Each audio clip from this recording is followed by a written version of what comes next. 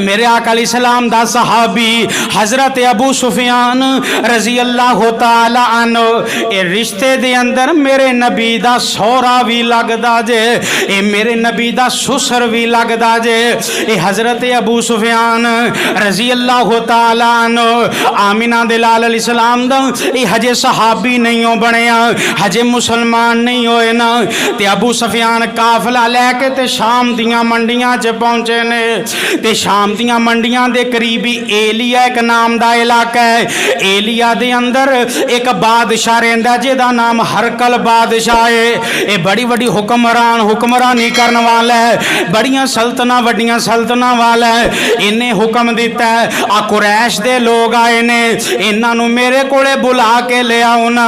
ते आमिना दे लाल अलैहिस्सलाम दे कोलों ये कुरैश वाले जेड़े इंज करके शाम दे अंदर गए ने, उन्हां नूं कुरैश वालियां नूं इस बादशाह ने अपने कोले बुला लिया है। बादशाह ने जो अपने कोले बुलाया ते बादशाह कहन लगा और तुहाडे विचों केड़ा बंदा है जेदा मुहम्मद नाल ज्यादा लिंक है, तुहाडे विचों केड़ा बंदा है जेड़ा ओदे कबीले वाला है, तुहाडे विचों केड़ा बंदा है जेड़ा उन्होंने बहुता जानने वाला है। हजरत अबू सुफियान खड़े होए कहन लगे मैं उन्होंने बहुता जानना वा, मेरा तलक उन्हां दे नाल बहुता है। ते ए जेड़ा बादशाह है एदे कोले वजीर भी बैठे ने, उलामा भी बैठे ने, वुज़रा भी बैठे ने, जेड़े एदे कोल कोल ने। गल बड़ी गौर ना सुनने वाली। ये कहन लगा अब बाकी लोगों को पीछे कर देवो, अबू सुफियान नूं मेरे कोले ले आओ ना। अबू सुफियान अगे आ गया, बाकी लोग पीछे बह गए। ते इधर बादशाह कहन लगा मेरी गल गौर ना सुन लिया जे, अबू सुफियान कोलों मैं सवाल करने ने, ये जे सच बोले तो फिर भी तुसी दसना है, जे झूठ बोले तो फिर भी तुसी दसना है। मैं अबू सुफियान कोलों सवाल करने ने। ते इहदे नाल दे साथियों जिथे अबू सुफियान झूठ बोले तुहानू पता लगे साडा सरदार झूठ मारदा है, इहदी गल लोकां तक जाके फैला देवा जे, लोकां नू दस दे आ जे कि अबू सुफियान झूठा बंदा जे। हुण अबू सुफियान दी मजबूरी बन गई नबी दे बारे सारियां सच्चियां गल्लां दसनियां। ते अबू सुफियान दे कोलों पहला उन्हें सवाल कीता है अबू सुफियान मैनू ये तां दस ओ जेड़ा मुहम्मद सल्लल्लाहु अलैहि वसल्लम ओ आली नसब वाला है या आम नसब वाला है? अबू सुफियान आंदे ओ ते बड़े आली रुतबे वाला है, ओ ते बड़ियां शाना वाला है, ओ ते बड़े नसबान वाला है। ते हजरत अबू सुफियान कोलों दूसरा सवाल हरकल करदा है मैनू ये तां दस तुहाडे खानदान दे अंदरों यानी कि मुहम्मद दे खानदान अंदरों कोई बादशाह गुजरिया, कोई वड्डा गुजरिया? ये कहन लगे नहीं नहीं साडे खानदान दे अंदरों कोई बादशाह नहीं गुजरिया।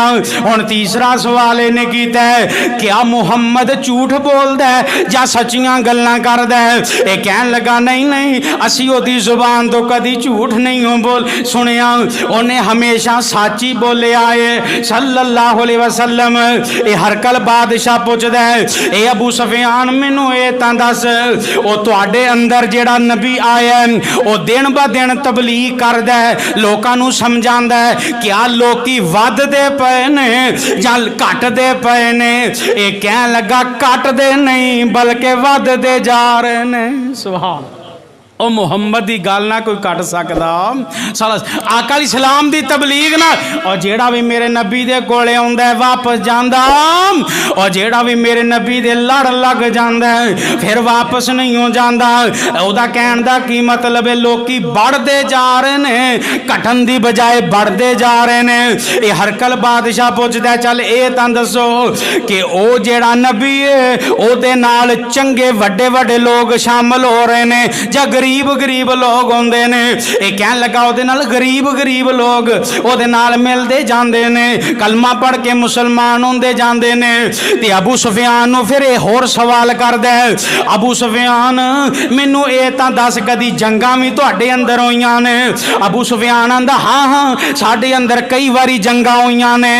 कदी कौन जितया तुहाडे विचों? ये कहन लगा कदी मुहम्मद जित जांदा है सल्लल्लाहु अलैहि वसल्लम ते कदी असी जित जाने ये जंग डोल दी तरफ आती है, डोल दी तरह कदी इधर घुम जाता है तो कदी इधर घुम जाता है, कदी असी जित जाने कदी मुहम्मद के साथी जित जाते ने सल्लल्लाहु अलैहि वसल्लम।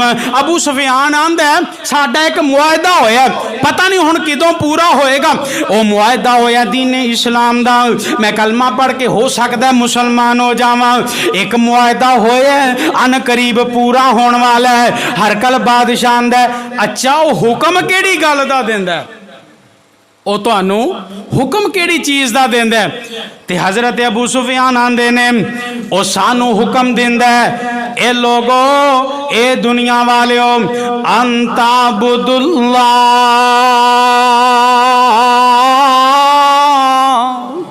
अंता बुदुल्लाह, इबादत करनी है ते किंदी सारे बोलो और जेड़े कर दो ते बोलो, इबादत करनी है ते अल्लाह दी अंता बुदुल्लाह वाला तुशरिकू बी शैया। ओ सानू अल्लाह दी दावत देंदा है ते आंदा किसे नू शरीक ना बनाया जे, अल्लाह तो इलावा कोई गंज बख्श ना बनाया जे, अल्लाह तो इलावा कोई दाता ते मुश्किल कुशा ना बनाया जे।